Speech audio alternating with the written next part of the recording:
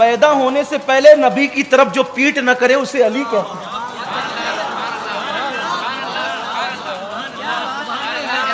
پیدا ہونے سے پہلے جو نبی کی طرف پیٹ, ارے بڑے بھائی کی طرف تو پیٹ بھی کرتے ہیں لوگ, تھوکتے بھی ہیں.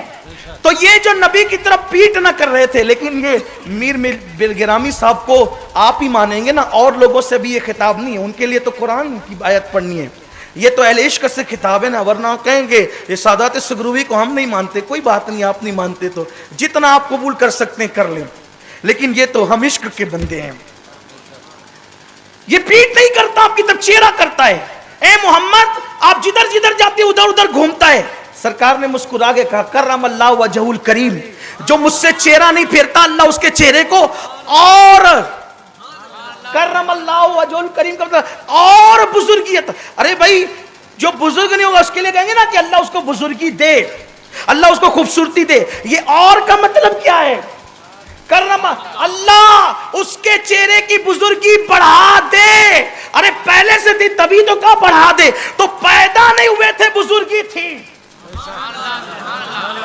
لوگ پیدا ہو کے بزرگ بنتے ہیں.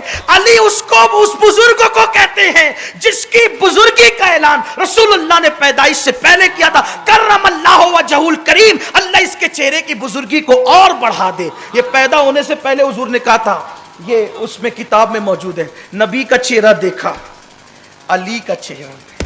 علی اس خوبصورت کو کہتے ہیں, علی اس خوبصورت کو کہتے ہیں جس کی داڑھی اتنی بے مثال تھی, چوڑا سینہ.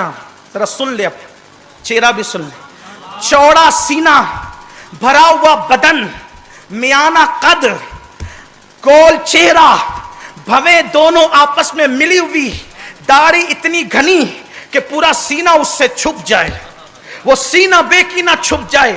اللہ اکبر. آنکھیں بڑی بڑی, انگلیاں بھری بھری, ہتھیلی پر گوشت, بازوؤں کے درمیان قدرے فاصلہ, اور جب کھڑے ہو جائیں تو مرحب جیسے لوگوں کی پیشانی پہ نہیں دانتوں پہ پسینہ آ جائے.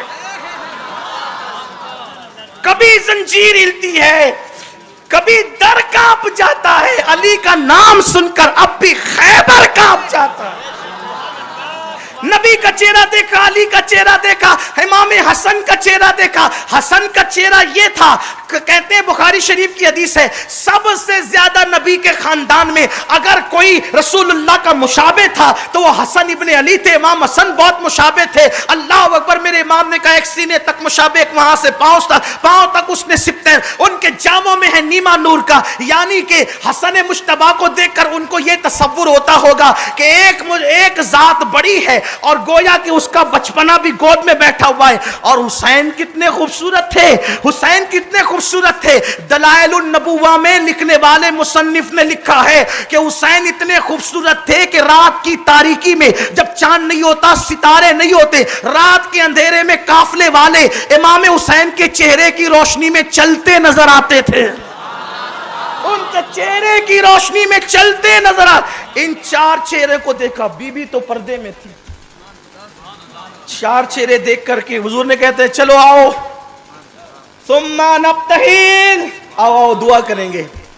عبد المسیح نے کہا اپنی برادری سے, میں وہ چہرے دیکھ رہا ہوں اگر یہ دعا کرے نا پہاڑ کو اپنی جگہ سے ہٹ جانے کی, اللہ کی قسم پہاڑ بھی اپنی جگہ سے ہٹ جائے. عیسائی ہو کر اہل بیت کے لیے اس کا کہنا یہ ہے. آپ کیا کہتے ہیں, فرات کے لیے مجبور ہو گئے تھے حسین؟ وہ اپنا منہ تو دیکھ میرے عزیز. آپ کہتے ہیں آپ غصے میں کیوں آتے ہیں؟ واللہ میں نے غصہ چھوڑ دیا آپ پہ غصہ کرنا, لیکن منہ تو دیکھ اپنا. ترس رہے تھے فرات کو. ارے وہ کیا ترسے, جو پہاڑ ہٹا سکتا ہے وہ دریا نہیں لا سکتا, وہ دریا نہیں لا سکتا. لیکن وہاں کرامتیں دکھانے کا موقع نہیں تھا, وہاں استقامت دکھانے کا موقع تھا. اس نے کہا ہٹو یہاں سے, چلو یہ دعا کر دیں گے ایک بھی نہیں بچے گا. اللہ کے رسول علیہ السلام کی وہ حدیث پاک ہے, وہ تو چلے گئے, بھاگ گئے وہ کہ ہمیں موبائلہ نہیں کرنا ہے, ہم تو چلے جا رہے ہیں, ہم لوگ چلے جا رہے ہیں, چلے گئے.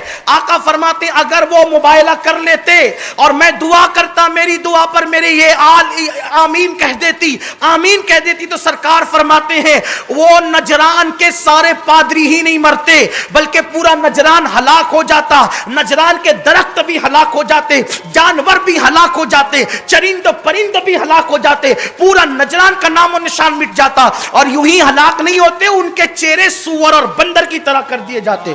انہوں نے ہوش سے کام لیا, پوری عیسائی دنیا پہ گویا کہ انہوں نے احسان کیا. اب میں آپ سے پوچھنا چاہتا ہوں, عیسائی ہو کر انہوں نے کم سے کم عقل مندی سے اتنا تو کام لیا کہ اہل بیت سے مت ٹکراؤ.